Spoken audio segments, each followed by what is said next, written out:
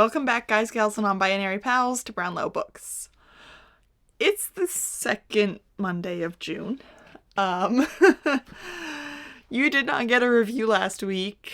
I fully expected to be posting a queer author, queer book last week, but I started several books in the last 2-3 weeks. And I had false starts with them. I would start and I was like, okay, this is fine. And then it was just kind of like, this isn't what I want right now. They were all kind of downers. And I was like, this isn't what I actually want to be posting during Pride Month. I will read them eventually. They've been on my shelves. They've interested me. Like, it will have a time. That time is just not right now. Which led me to Astrid Parker Doesn't Fail by Ashley Herring Blake. This is actually the second in a series called Bright Falls. The first one being Delilah Green Doesn't Care. I was saying it right. Delilah Green Doesn't Care. I don't have that book, but I have this book.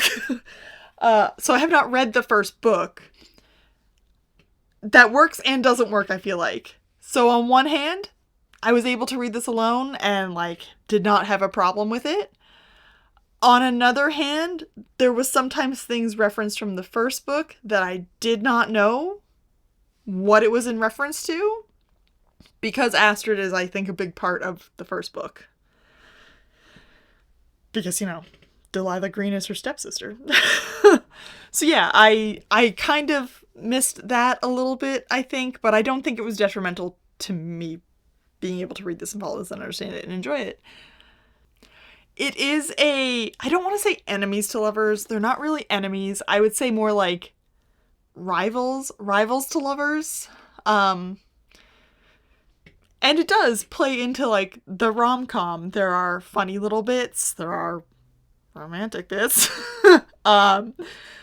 There's, cute little things like going to a theater and playing in a playground afterwards when you're drunk. Things that are very much like, this is just a cute little romance kind of thing. And so I did enjoy that. Those were some very cute moments. There was a lot of moments that didn't sit right with me, though, either. So,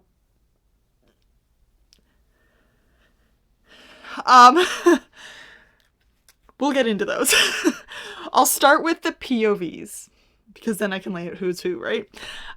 We have Astrid Parker, very meticulous, in Delilah Green Doesn't Care, was engaged to a man and was getting married, and that's why Delilah Green showed back up in town, I guess. But we're in the same town. She's on her own now, and she's just like, yep, making my career work. And you're like, okay, get it, girl. All right.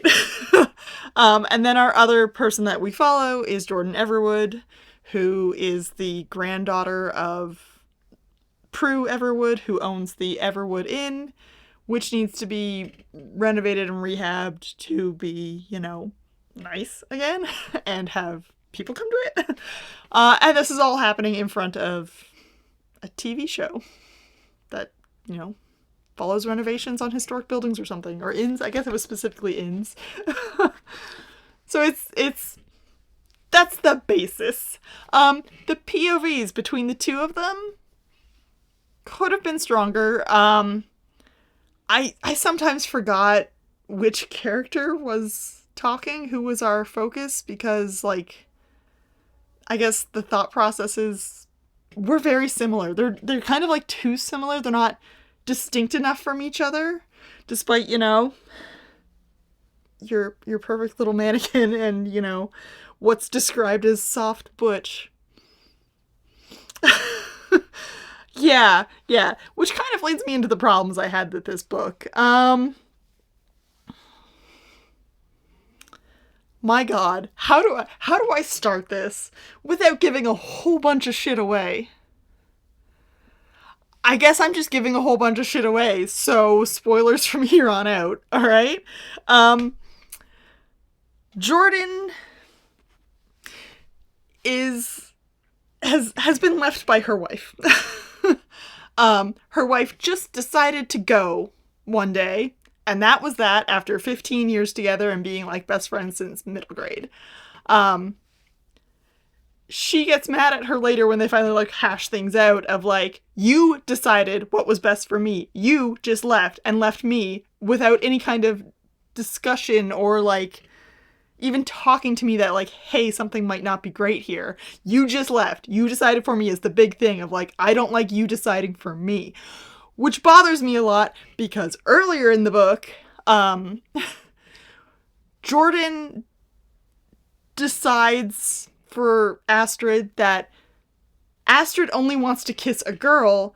Astrid doesn't want to kiss her specifically. And so she was like, I don't want to kiss you. I don't want to have anything happen without it being because you want me, not because you just want a girl. And I was like, a little hypocritical there. You're deciding for someone else. And she calls her a baby queer a lot, which I don't know if it's offensive or not in the community. I'm not going to on that. Not going to comment on that. I don't know if that's offensive or meant to be cute, but I was kind of like, I think it was mentioned twice that she's like baby queers. Or I was just kind of like, I get it. I get what you're trying to say of like, she just suddenly decided like, oh shit, I am attracted to girls. Like, should I do something about that when she was engaged to a man a year earlier? I get it. Just calling it baby queer felt kind of gross and weird. And I'm like, I don't know if that's a problem in the community or not. So I'm just... felt weird to me. That's that. It also felt really gross that like Jordan was like, I don't like your designs. Here's ones that I'm doing, and I'm just gonna do it behind your back, and they're just gonna appear on the show, and they'll be like, and then they like decide together that Astrid needs the win of a good design after being called uninspired by the host. And it's just like, she's taking all of this credit, which is absolutely not hers, but like, Jordan's like, oh, I don't want it. I don't need it. Whatever, like, almost like she doesn't deserve it. And it was just, the fact that they both agreed to have this, someone else's design be taken credit for someone else, and that person was both okay with it, and the person who designed it was okay with it, and I was just like, I don't like that. Like, there is a way to have you both be credited for this. And just like, like, what? No. You both worked on it. You've both done designs. You can both have something from this. And yes, I get the ultimate idea was that Astrid Parker does not actually want to be an interior designer, but it was just kind of like the way they were both willing to just like do that. I was like, that just feels kind of icky. That feels kind of icky. So it was not a huge fan of that.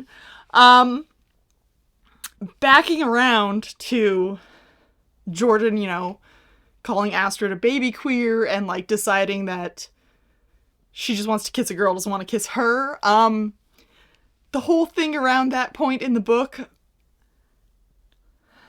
it felt a little like biphobic, which is really weird because Ashley Herring Blake is openly bisexual. Why am I feeling this from this? Why am I feeling a biphobia thing here? It reminded me a lot, honestly, of,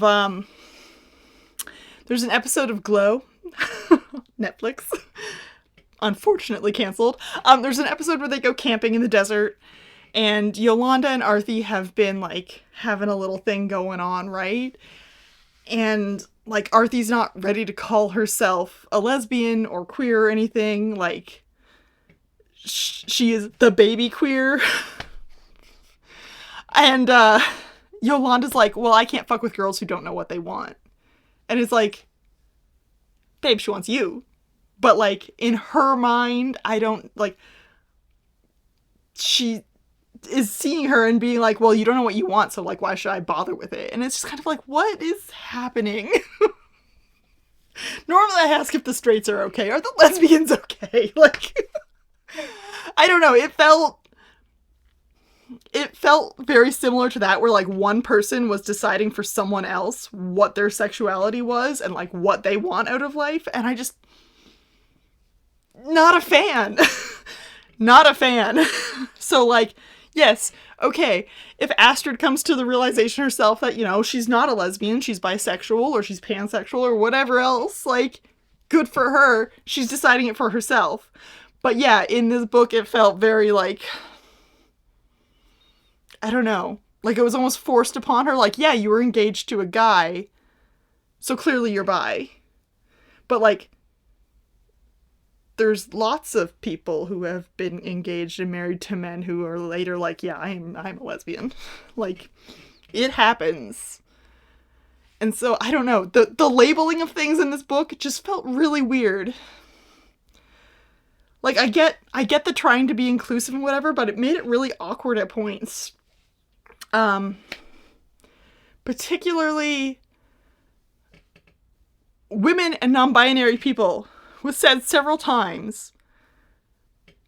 And fine, inclusivity, yes, good. But it was just like such an awkward phrasing every time it was mentioned, with like no support of why you would say it that way. Because it's like a person's thoughts. And she's just like, I'm exclusively attracted to women and non-binary people. But like, babe, you're a lesbian, so like, yeah. You are, yeah. So there was some little bits that felt kind of weird and awkward. A lot of people who read the first book did not like this book. Which tells me I have something to look forward to when I read the first book, because I enjoyed this book well enough. It is what it is. It is a romantic comedy with a bit of spice. And that's what I was looking for. I was looking for something light and fun, and this gave me that. And a very hilarious scene where Astrid is like, oh, I don't think I've actually like really ever come before. And Jordan's just like, well, you've only been with men, right? And it's just kind of like a light bulb moment of like, fuck yeah. And I'm just like, this is something. So yeah, I enjoyed it for what it was. A sweet little romantic comedy that I could waste a few hours on. It was a lot nicer than the really dark, bad things that I was trying to read. And I was like, no, this is not right for this year. This year is, you know, queer joy as an act of resistance. Like, that's what we're going for here. And so, yeah, I liked it well enough. It has almost 42,000 ratings on Goodreads. Comes out to a 4.06, which is really good. So, like, a lot of people enjoyed it, but, like, yeah, there was a lot of people that were like, it was fine compared to the first one. And I was like, I think maybe that's... I haven't read the first one. So, like, that's where I'm like, I enjoyed it, but I'm really gonna like the first one? Is the first one? Am I gonna read it but suddenly realize I didn't like this one? Hate it when that happens. We'll see eventually. There's also a third book. Iris, you know, it's a group of friends that we're following, right?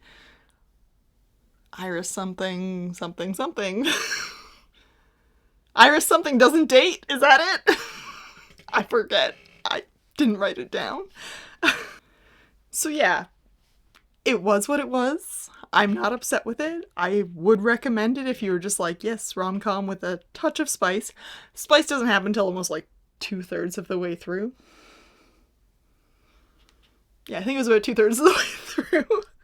Because I was reading at my friend's house last night and just kind of put it down like, nope, we're done right now. I'm not reading this in your basement. Yeah, so I recommend. It was fun. I'm definitely going to look for the first one and the third one, because it is really weird that I've read the second in a trilogy and only the second in a trilogy, but we'll get there eventually. So thanks for hanging out, and I will see you around next time. Don't forget to like and subscribe if I did not offend your sensibilities.